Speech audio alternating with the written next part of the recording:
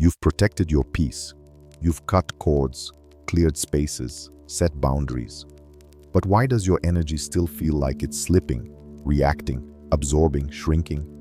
Because protection is only the beginning. The next step is control.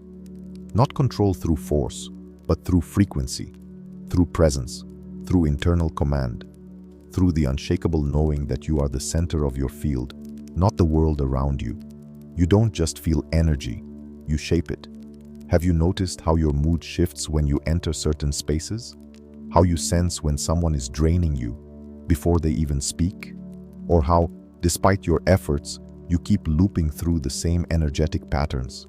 That's not a failure. That's your soul showing you it's time to rise, to stop reacting, to stop absorbing, to step into your energetic authority. In this video, we're not just talking about energy hygiene. We're talking about energetic command, about training your system to respond with intelligence, not impulse, to hold your field with clarity, with intention, with unshakable focus, even when the world is chaos. Because you weren't born to protect your light forever. You were born to amplify it. And the time to lead your energy, not just manage it, is now. Most people live at the mercy of their energy. They wake up already absorbing the weight of their environment. The phone buzzes, the noise starts, the thoughts rush in, and before they've even breathed into the body, they've left themselves. Just like that, their energy becomes reactive, shaped by the world, instead of shaping it. But energy mastery doesn't begin with doing more. It begins with remembering one truth. You are not your emotions. You are not your thoughts. You are not the field. You are the center of the field. And when you live from that center, from conscious presence, you stop surviving energy and start commanding it. The reason energy control is the true key to manifestation is simple. Everything you attract responds to your dominant frequency, not your fleeting desires. You can journal affirmations every morning, but if your nervous system is still in survival, your field will broadcast contraction. You can light candles, chant mantras, make vision boards, but if your energy leaks through overthinking, people-pleasing, fear of judgment, and emotional addiction, nothing holds. So ask yourself, what frequency are you holding when no one is watching? What energetic tone defines your day before you even speak? That's what the universe listens to. Energetic control is not about manipulation. It's not about faking high vibes or resisting emotions. It's about discipline without rigidity, presence without control, awareness without collapse. It's about knowing what's yours and what never was. It's about holding the frequency of what you want to live, even when the current moment reflects the opposite. Have you ever wondered why cycles repeat, even after healing work? Why certain patterns come back, even when you've done the shadow work? It's because energy control isn't about clarity alone. It's about containment. Your field can't hold what it hasn't been trained to support. So the work becomes not just to understand your triggers, but to shift what your field tolerates, to raise the baseline of what you allow, to stop leaking energy through unguarded reactions, mental spirals, emotional over-identification. You don't need to become rigid. You need to become rooted. Rooted in your body, rooted in your knowing, rooted in the silent center that exists beneath all chaos. Because when you are rooted, you can observe without absorbing. You can feel without attaching. You can lead without force. This is where manifestation becomes effortless. Not because you're forcing reality to obey your will, but because your field becomes undeniable. Because your presence speaks louder than your words. Because your vibration becomes too coherent to ignore. Energy control is not just a practice. It's a lifestyle. It's a devotion. And it starts with a decision. I no longer give my energy away to anything that doesn't reflect who I'm becoming. From this space, the external world adjusts. Not because you pushed, but because you aligned, because you led. And this is just the beginning. Before you can control your energy, you must know where you're losing it. Energy leaks are subtle. They don't always scream, they don't always feel like pain. Often they feel like habits, familiar thoughts, innocent distractions, and that's what makes them dangerous. Have you ever felt exhausted after doing nothing? Have you woken up tired even after a full night's sleep? Have you ended the day wondering where your focus, drive, or clarity went? That's not just mental fatigue. It's an energetic leak. Your energy field, like your body, needs containment, boundaries, awareness. But instead, most people walk through life wide open, absorbing everything, responding to everything, plugged into 1,000 invisible cords without realizing it. And the cost? Clarity fades, presence dissolves, manifestation slows, and the soul starts to dim. The first step to control is recognition, and that means you must learn to track the patterns that drain you. One of the biggest leaks? Mental loops, overthinking, replaying conversations, planning scenarios that never happen. Every time you dwell in what-ifs or revisit old wounds without awareness, you open a tap. Thought by thought, your energy drips away. Another leak: emotional attachment to external validation. When your state depends on someone else's response, approval, or attention, your energy becomes volatile. You ride waves that aren't yours. You try to fix, prove, or perform, and in doing so, you abandon your own center. Then there are the more hidden drains, the silent agreements you've made with fear. Saying yes when you mean no. Shrinking so others feel comfortable. Avoiding your truth to maintain peace. These small betrayals of self might seem harmless, but they create fragmentation. And where there is fragmentation, energy seeps. So how do you spot the leaks? Ask yourself often, where did my energy just go? Was that thought necessary or habitual? Did I just give power to fear or to truth? Is this emotion asking to be felt or released? You don't need to judge yourself for leaking. You only need to notice. Awareness is the patch. Presence is the plug. And once you see clearly, you can choose differently. You'll start to close the open tabs in your mind. You'll pull your energy back from conversations that never happened. You'll cut cords with versions of yourself that no longer serve. And you'll begin to walk through the world holding your field like something sacred, because it is.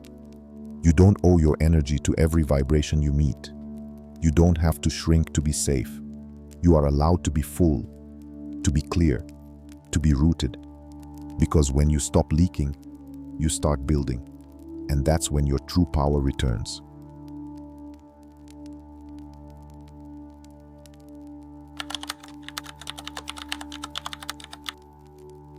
If you're highly sensitive, empathic, or spiritually aware, you've likely been told this is both a gift and a burden. You feel everything: the emotions in a room, the thoughts behind the words, the tension before it's spoken. And while that depth is sacred, it can also become overwhelming, especially when your energy field hasn't been trained to hold it. Sensitivity without grounding leads to fragmentation. You end up absorbing more than you can process, reacting faster than you can regulate, and collapsing your energy to protect yourself. But what if your sensitivity wasn't meant to weaken you, but to refine you? What if every overload was actually an invitation to train your field to hold more light? The difference between a drained empath and an empowered one isn't what they feel, it's how they anchor what they feel. And that anchoring comes from training your field like a muscle. Your energetic field is alive. It responds to intention. It stretches and contracts. It remembers what you tolerate, and it echoes what you believe. So every time you say, "I can't handle this," your field shrinks. But every time you breathe through discomfort with presence, it expands.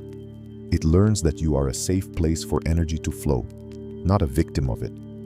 Training your field starts with nervous system awareness. When you feel triggered, overstimulated, or emotionally hijacked, pause. Place your hand over your body, heart, solar plexus, or lower belly, and ask, "Am I here right now, or am I spiraling in someone else's frequency?" Ground yourself through breath, deep, steady inhales into the belly, exhales that slow the heart. Return to your body, not as a container of pain, but as your center of power, because the more often you return, the stronger the return becomes. What once took hours will take minutes. What once shattered you will pass through you. Then, bring in energetic boundaries. Not walls, but membranes. Visualize your field expanding a few feet around you. Soft, but sovereign. This field is permeable to truth, but impermeable to distortion. It lets in what's aligned and filters out what isn't. You don't need to armor yourself. You only need to own your vibration. And finally, practice stillness in motion. Go through your day as the eye of the storm, aware, but not pulled. Presence doesn't mean detachment. It means holding your seat while life moves around you. You don't have to stop being sensitive. You only have to stop fearing your sensitivity, because when it's trained, when it's anchored, when it's aligned, your field doesn't collapse, it becomes unshakable. And that strength isn't loud, it's felt. You walk into a room and the energy rearranges, not because you pushed, but because you held. That's what happens when sensitivity becomes sovereignty.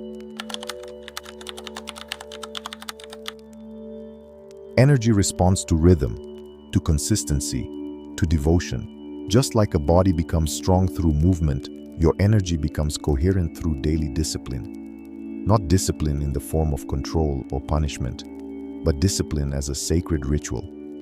A choice to show up for your field every day and say, I'm here, I'm listening, I'm leading. Most people only think about their energy when it's already chaotic, when they feel drained, scattered, anxious, or off-center. But that's like waiting to drink water only after dehydration sets in. Real energetic strength is built in the moments no one sees, in the quiet decisions, the invisible realignments, the micro shifts that compound into power. So what does this discipline actually look like? It begins the moment you wake up. Before the world enters, you enter yourself. Take 5 minutes to anchor. Eyes closed, breath slow. Feel your field. Ask, what frequency do I choose to hold today? Where is my energy needed? And where is it leaking? This alone will recalibrate your system and reclaim power from unconscious habits. Next, establish cleansing rituals. Not every clearing needs to be elaborate. Sometimes, a single breath into the belly is enough. A moment of stillness in the shower. A walk where you intentionally release residue. Your body knows how to reset, but you must give it the signal. Then practice energy containment. This is where true discipline sharpens.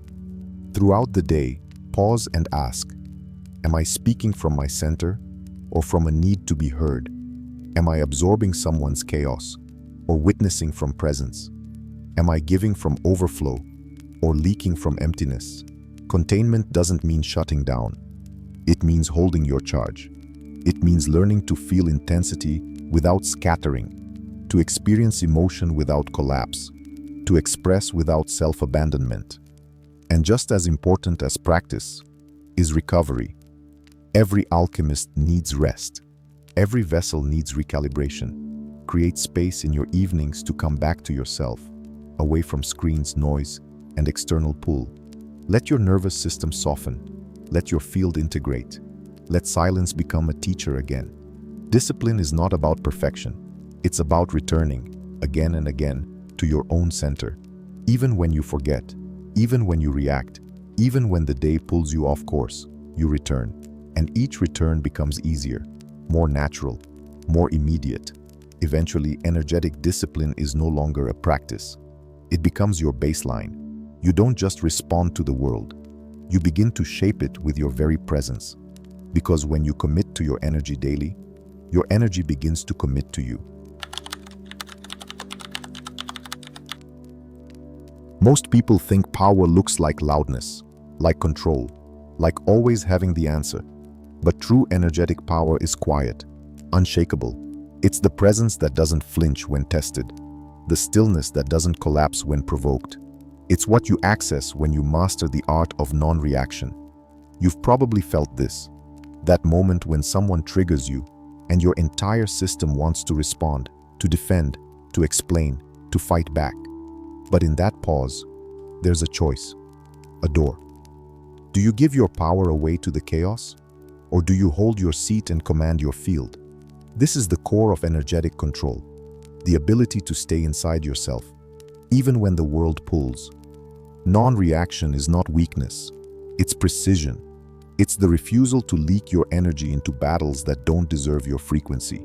When you react impulsively, you hand your vibration over to circumstance.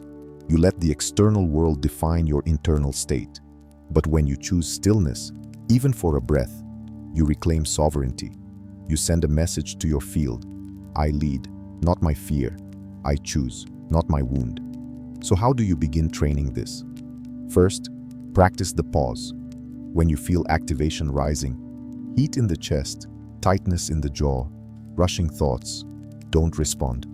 Breathe, notice, locate the charge, and stay with it without feeding it.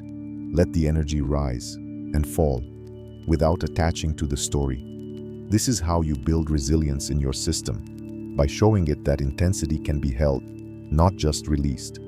Next, speak to your field. Literally, use words like, I am safe. This is not mine. I do not give my energy to this frequency. Your energy responds to intention, to clarity, to command. It's not about controlling your feelings. It's about leading them from a higher place. And then, refine your presence. Notice how you enter a room. Notice what happens to your energy when you're around certain people. Are you shrinking, performing, absorbing, or are you holding steady, soft, but sovereign? Internal command isn't a performance.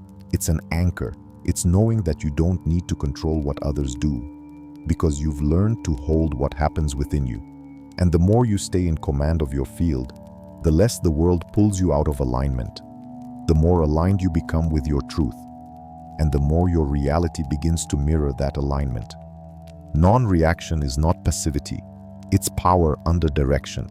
It's the knowing that not everything deserves your fire, and that sometimes your silence is the highest frequency in the room. Because when you master your reaction, you become untouchable. Not because nothing moves you, but because nothing owns you. There will always be noise. There will always be waves. But there is something in you that never moves. Something that doesn't rise and fall with emotion, doesn't bend with circumstance, doesn't vanish when the world gets loud. That something is you. Not the identity, not the thoughts, not even the feelings, but the center, the still point in the middle of the motion. Everything we've explored, from controlling energy, sealing leaks, training the field, holding presence, all of it leads to this remembering. You are not a passenger inside your reality. You are the source that shapes it.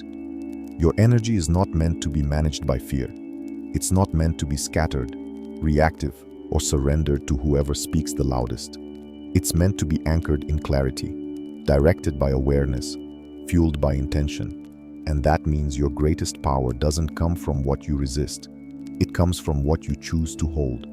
You are the one who decides what gets your attention. You are the one who decides what emotions get to stay. You are the one who says, "This is the frequency I live in. Everything else can pass." Most people never reclaim this truth.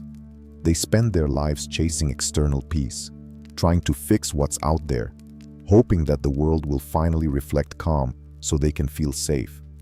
But the path of energy mastery doesn't begin outside. It begins within, with the realization that you are the field. So here's the final reminder. You don't need to do more to become powerful. You simply need to stop abandoning yourself. Come back, again and again, to the breath, to the center, to the stillness that watches everything but clings to nothing. Return to that place until it becomes your home, until it becomes your baseline, until no noise, no chaos, no projection can pull you from it.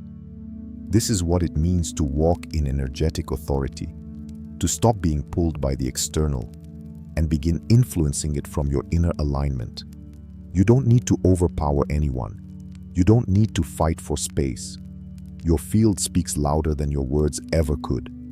And when you choose to stand in that truth, soft, grounded, unapologetically clear, the world adjusts, because the world is listening. not to your thoughts, not to your voice, but to your vibration. And when your vibration is rooted in sovereignty, nothing can own you. You become unshakable, unmissable, undeniably aligned. You are not just part of the field, you are its center.